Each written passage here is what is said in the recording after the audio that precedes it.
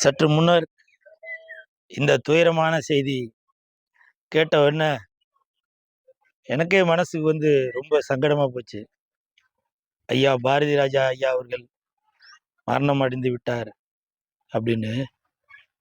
உண்மையிலே சொல்றேன், இது சினிமாவுக்கு மட்டும் பேரிழப்பு இல்லை, ஒரு ஒரு தமிழனுக்குமே பேரிழப்பு.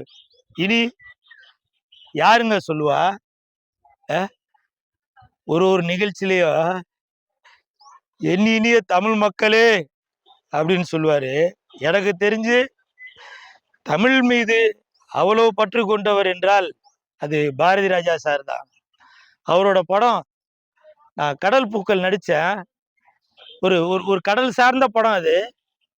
அப்போ என்கிட்ட சொல்லுவார், கூழு சுண்டல் வாங்கி சாப்பிட்றியா அப்படின்னு ஒரு கிண்டலா சொல்லுவார். அதெல்லாம் எனக்கு இப்போ ஞாபகம் வருது. இப்போ தற்சமயா ஒரு ஒரு 3-4 மாதத்துக்கு முன்னாடி நானும் சேலம் ஆர்ஆர் தமிழ்ச்செல்வன் ஐயா அவர்களும் அவருடைய சொந்த ஊர் தேனிக்கு போயிருந்தோம். வாக்குழு பாரதி ராஜா சாரை பார்த்துட்டு போகலாம் அப்படின்னு சொல்லி அவர் சொன்னார்.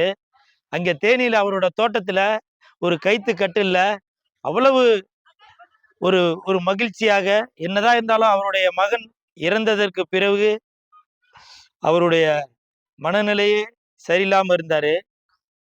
அப்போ அங்கே தேனியில் அவரோட தோட்டத்தில் இருக்கும்போது நாங்கள் போயிருந்தேன்.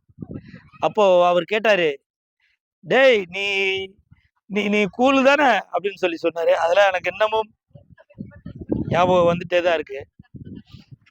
இப்போ கூட பாருங்க,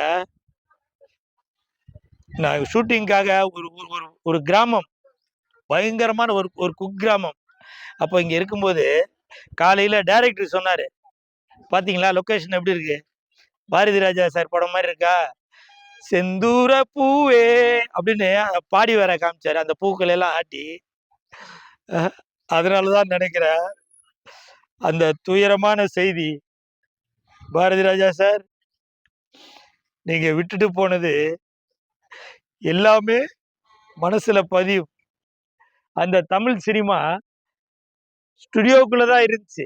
அந்த ஸ்டுடியோக்குள்ள இருந்த தமிழ் சினிமாவை வெளியில கிராமத்துக்குள்ளேயும் வெளியில இந்த அழகான இடங்களை காட்டுறதுக்கும் உங்களுடைய படங்கள் மூலமா தான் இப்படிப்பட்ட கிராமங்கள்லாம் இருக்கா அப்படின்னு சொல்லி தெரிய வந்தது.